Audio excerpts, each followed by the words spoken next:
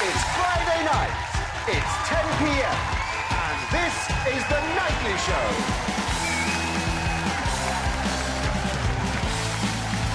Tonight, Sharleen Spiteri, Cleese, the piano man, Joe Thompson. And now, please welcome your host, Dermot O'Leary.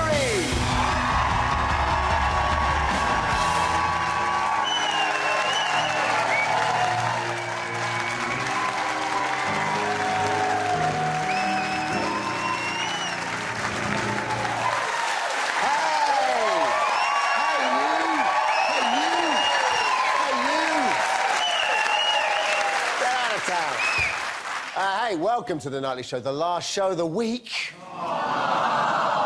Last show of the series. Oh, nice reaction, thank you. And we're going out with a bang. Sharleen Spiteri and Cleese. Plus, on the piano, Mr. Joe Thompson.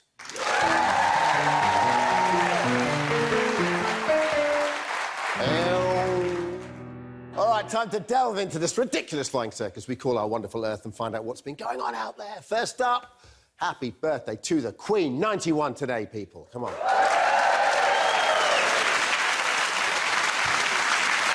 9 more years, she's going to have to send herself a telegram.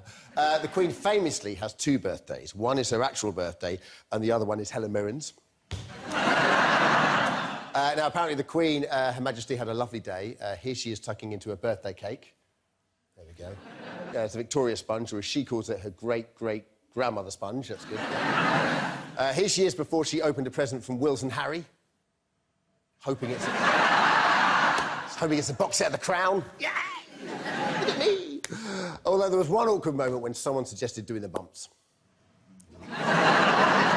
Next up, an Australian woman who bought a Kinder Egg has complained online she found the toy offensive. Right, now see what you think.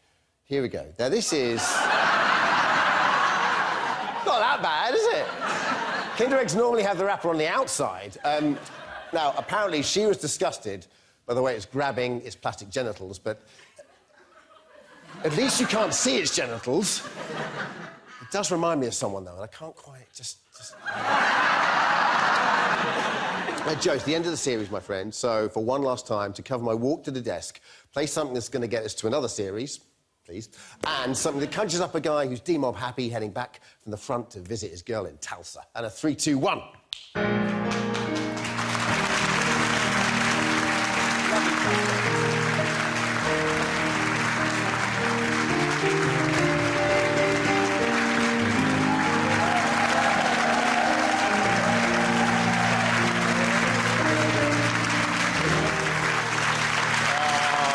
Joe. Nice. Sad and nice. Now, the final show of the week deserves something pretty special. A nod to the weird and wonderful moments we've been celebrating throughout, people. So we're going to take a look at some of this week's most extraordinary moments. Ladies and gentlemen, it's our awards of the week. Joe, if you please. Very strong. Our first award is for... nice, Easter, yes, we like this. Samaritans of the Week. The winners are... this family who's nursed a sick and injured bird back to health. Here's the tear-jerking moment they release him back into the wild. 1, 2, 3.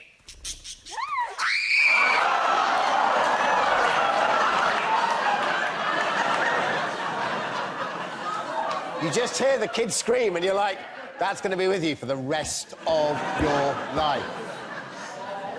And if you're wondering what the bird was called, lunch.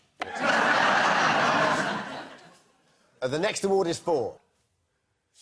best moment when you realise your friends are laughing at you, and the award goes to the bird on the right here who can't just see the funny side. Take a look.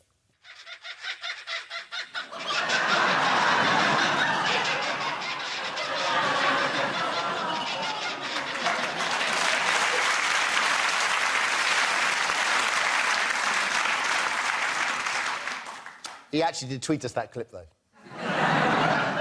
Next award is for...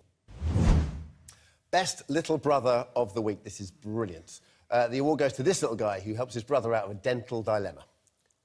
Quinn, listen. There's only one more little string left. As soon as we close this door, it's gonna go ping, and it'll be done. We'll have ice cream, we'll have candies, we'll have movies, everything.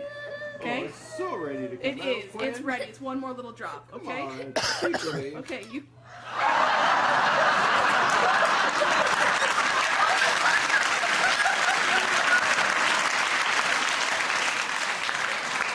I like that, because at the start we were all going, why aren't you a dentist?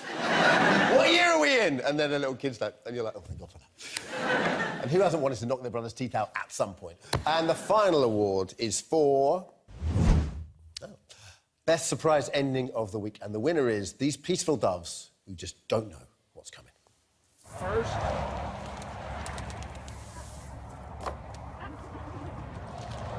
Followed by the Holy Trinity.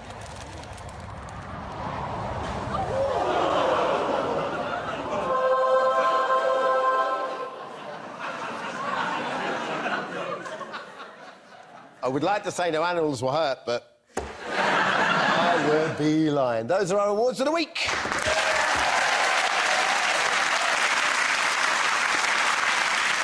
Let's get our first look at... Actually, let's take a look at her new single, Tell That Girl, first. Take a look.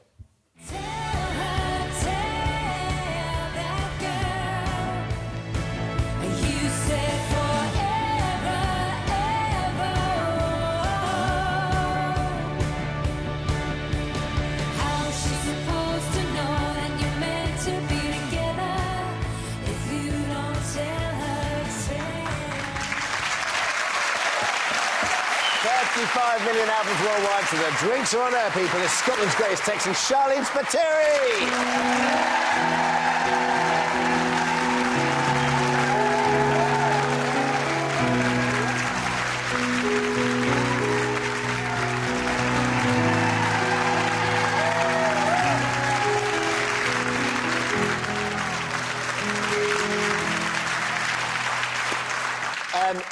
That's your new single, but we saw a great actor there, Rory McCann, otherwise known as the Hound from Game of Thrones, on drums. Yeah. Has he joined the band? What's going on? Well, he came down to rehearsals and he was messing about because he plays music anyway. He looked like he knew what he was doing. He knows his stuff, yeah. So we said, well, why don't you be in the video and play drums? Where is he? There he is. Get him up. Oh, my goodness. He's looking for a girlfriend at the moment. Anybody wants... Oh, look at that. Well, this took a little bit of a different turn than I was expecting. Suddenly turned into Go with it, dating. I don't mind. Tour kicks off in September. Yes. How do you, when you've been in the band for 30 years, it must be a different experience going on tour now to how it used to be.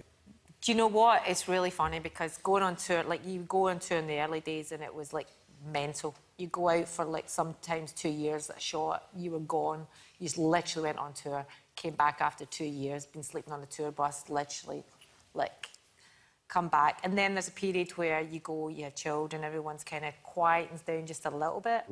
And then your children start growing up and literally they're like, yes, coming back again. So I look at the bands now and I just look at them all and I kind of shake my head in disbelief. Well, listen, Tell That Girl is out on the 5th of May.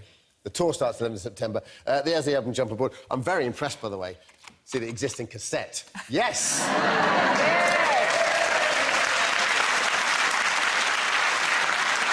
It's real. Thank you, 1985. Nice one. I know, it's really good, Great. isn't it? Sharleen Spiteri, everyone. The time has come to introduce our final guest. Once upon a time, he was heading for a very respectable career in law, but for some inexplicable reason, he gave it all up for city walks and angry hotel managers. A bona fide national and international treasure. The fantastic Mr. John Cleese.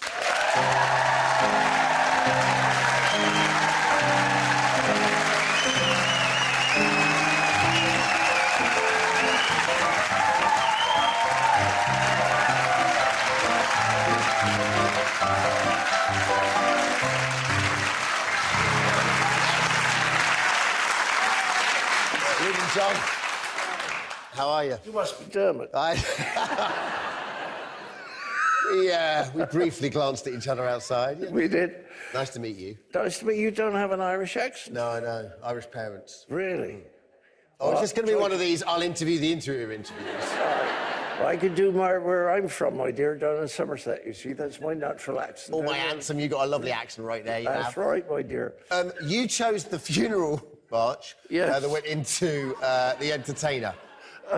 I dread to ask why. Well, it was silly. You know, it's very nice, because when you get to my age, guess how old I am?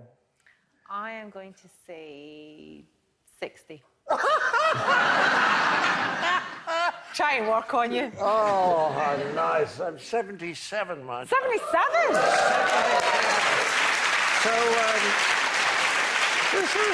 So I reckon, you know, I'm going to be dead in 10 years, so what am I going to worry about, you know? You can just be silly all the time now. So Python reunited 2014. Yeah. In retrospect, you glad you did it? Was it something you really enjoyed? Were you nervous enjoyed about it more than almost anything I've ever done, because the audience was so wonderful. They were from all over. It was extraordinary. They were from Mexico and Poland and Israel and New Zealand, and they came these enormous distances to see us. And it was lovely, because you see, if somebody makes you laugh, and I'm thinking of Tony Hancock or Peter Cook or Steve Martin, if somebody makes you laugh, you have great affection for them, you know? Even if they play horrible characters like Basil Fawlty, because they make you laugh, you know? So when we went out onto the stage, it's 16,000 people then, there was this warmth, this lovely feeling. And on the second night, when after all I should have been a bit nervous, you know, 16,000 people, you're probably used to that. Well, you never get used to it. No? Nah. You get nervous? I don't get nervous, I get very excited, and I love it. I absolutely love it. What's the most you ever played to? Ooh, well, festivals, when you do festivals, sometimes it's a couple of 100,000. Yeah. So 16,000. Are you serious? Yeah. 200,000? Yeah. Because you said, actually, there's such an interesting... I love your take on it as well, Sharleen, that you think Python was underrated over here and overrated in America. Yes, in America, they absolutely love it. We are minor gods, which I don't mind. It is funny, because when you travel in America and you travel outside New York or LA and you go to somewhere in the middle of nowhere and you say you're British, Yeah, they will say it will be the Beatles, Beckham, Python. Yes. Always, no matter where And one you of the things that made me most proud was when John Lennon actually said he would rather have been in Python than the Hey, Beatles. that's And it's very strange. I mean, Elvis Presley was a fantastic Python fan, and he used to sit in bed at night with his wife doing sketches. She had to learn all the dialogue to do Python sketches. Have you met Priscilla? Yes, I have. Yes, I have. What's a Python game like, is it? I can't... Oh, yes, that's right, because one of my ex-wives, I can't remember which one. I think it was number 2. Actually directed a television show with Priscilla Presley. It's bizarre. John's done loads of interviews over the years, but I heard you prefer a rude question to an obvious question. I'd much rather have Brood, Right. because, you know, in California, they oh, Mr. Cleese, we just think you're so wonderful. Could you tell us how to be as wonderful as you are? Because we would love to be just 5% as wonderful. Well, we do think you're wonderful, but we'd also want to give you some rude questions. So, Good. Excellent. Here we go. Do you think you'll die soon? Yes. So my mother lived to 101. 101, yeah. 101, yes. Didn't you used to call her up and Oh, yeah, well, yes. I mean... say... I think you used to call her off and offered to bump her off, didn't you? Well, what happened was she was a very depressed woman, and I loved her, and you don't want your mum to be depressed, but, you know, I would always ring her up. Yeah. You know this? No. Oh, no, what I mean is, do you know this situation? I know this. I'm just hitting that situation where my mum's at that point where she says, when I go properly do Lally, just put a duster and polish in my hand and just push me out the window. So that's what she keeps telling me. Wonderful. She says, it's fine, just push me. As long as you get the dust and polish, I'll be fine. Wonderful. So. But I used taking to... a nice turn, isn't it? No, I've read a... Well, you can talk. What are those... Poor bird going straight into the bus. I mean, that was terrible. I know, I thought that. It'll never replace entertainment. OK, so you think you're going to die soon. Do you regret having children? Yes.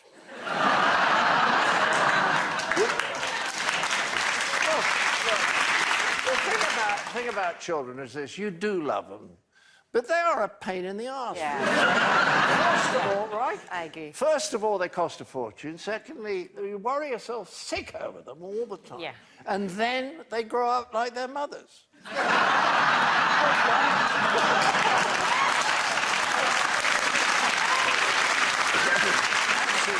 Which is why I have Cats. Cats. Oh. cats. Yes. You have cats. Yeah. I love you.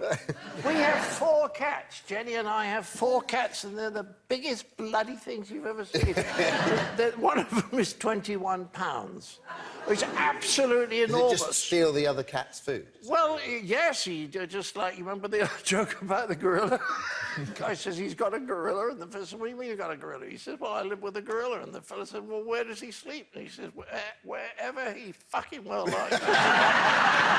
Right, we were having children. Which one of your children do you love the most? The third. Yep. Which of your divorces has been your favourite? That question. I was thinking that question in my head. I was thinking, which one's your favourite ex-wife and what's your favourite divorce? Yeah, Oh, interesting. Well, the first was with dear Connie Booth, who played Polly in Fish Called Wanda. And that was very... before I was wondering. I thought that was sarcasm. I thought that was sarcasm. So you like the first divorce? Yes, it's Dermot, isn't it? Yes. Sorry. I'm losing it now as well. So, we like the first divorce. Was it your favourite divorce? Yes, that was the nicest one. And then the second one was all right after the divorce, because actually living 500 yards apart and with Camilla able to go backwards and forwards, that was ideal. And then the third one, that's £12 million. I know. And when I say that, people always go, oh, and I have to tell you, my Californian lawyer told me that I got off lightly. What? He said, think how much more you would have had to pay her had she contributed anything to the relationship.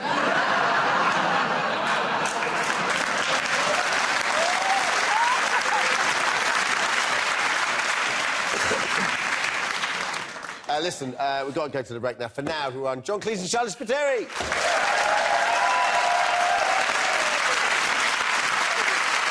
Let's listen for one. More from John and Sharleen after the break. We'll see you then.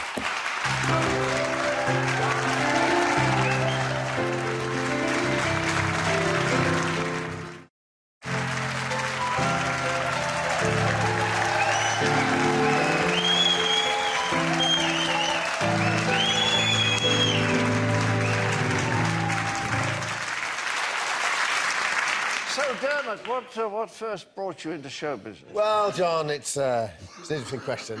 We haven't got all night, of course, but I don't know how this happened during the break, but this guy's very, very convincing. I'm still here with the brilliant John Cleese and Sharleen Spiteri.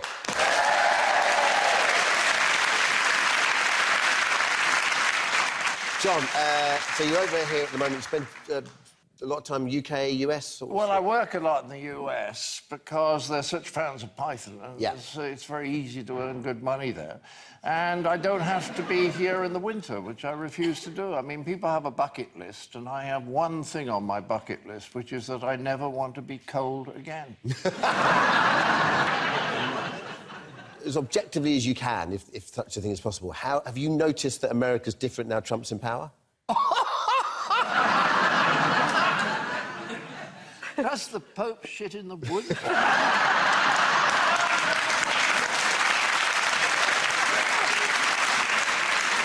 what way, though? Like, we see it obviously here from the news. It's completely mad. What, on the ground there, do you feel it? People don't want to admit how mad it is. But Eric and I were on tour, and we went on stage the night after the election.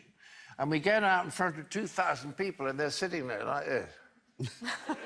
They cannot believe what's happened. And we said it's our duty to cheer you up tonight. They all roared and clapped. But it's completely mad. I mean, the guy says, what, 3 days ago? He says, I've sent an armada towards North Korea. And then we find 2 days later that it's actually sailing in the opposite direction.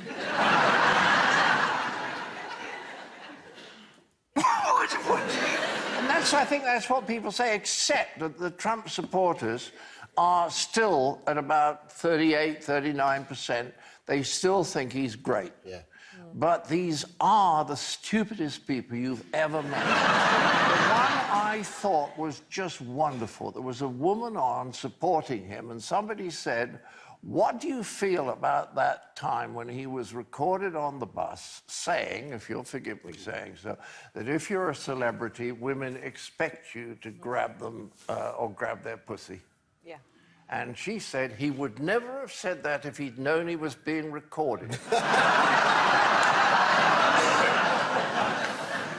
OK, we're nearly at the end of the series, so we like to give things away on the show, as you know. We have 3 hotel breaks at Basil Fawlty's hometown, the Regina Hotel in Torquay, that's Regina, to give away 3 lucky winners, thanks to our friends at Alpha Travel. For each question, John, that John gets right, an audience member will win a hotel break. So are we ready for this? Yes. Lovely, OK. So the first question is, in your autobiography, So Anyway, you reminisce about lessons with your PE teacher, Captain Lancaster. That's right. Yes, excellent. Yes. Can you remember the nickname he gave you? Was it A, 6 foot of chewed string? Was it B, a long streak of nothing?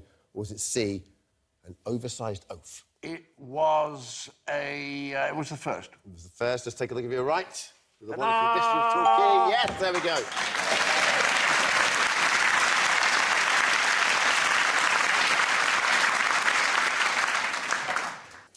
Next one. You'll do anything for money, won't you? Yes.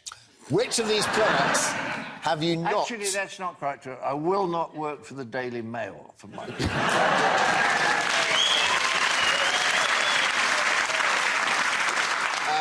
Which of these products have you not endorsed for cash? Right. A, Israeli chocolate spread. Sounds delicious. B, Polish bank loans. Or C, Romanian pretzels. I'm totally intrigued by this. I've never endorsed Romanian pretzels. That's very true. They were Australian pretzels. Yes. Next up. You've created some very famous characters in your time. Each one, of course, comes with a look-alike legacy. Can you tell me which of these men really earns a living as a Basil Fawlty impersonator? Please welcome our Basils. Bring out the Basils.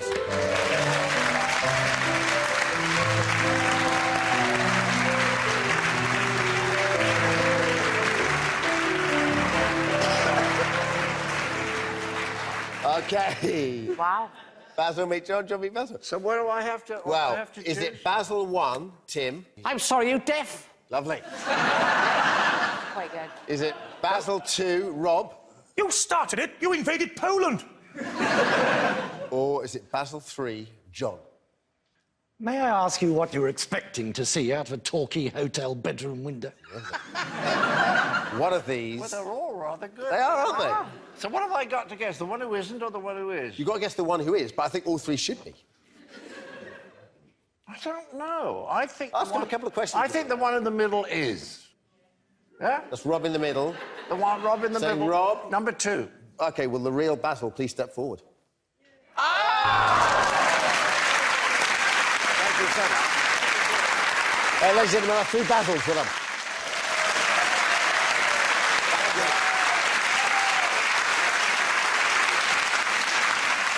Well, we scored... Let's just say we scored 3. John, could you do the honours? There's a big button, big sort of... A big button? Yeah, press that Yes. for us. Press it? Like that? Yeah, for sure. There we go. There we go. Ticket. Oh, ticket. Yes. Oh, I saw 3. Show me the tickets. Stand and wave at us. Stand up if you're there. Where are you? There we go. Congratulations, all 3 of you. Well done. Well done. Torquay. It's been an absolute pleasure talking to both of them this evening. Mr. John Cleese and Sharleen Spiteri, everyone.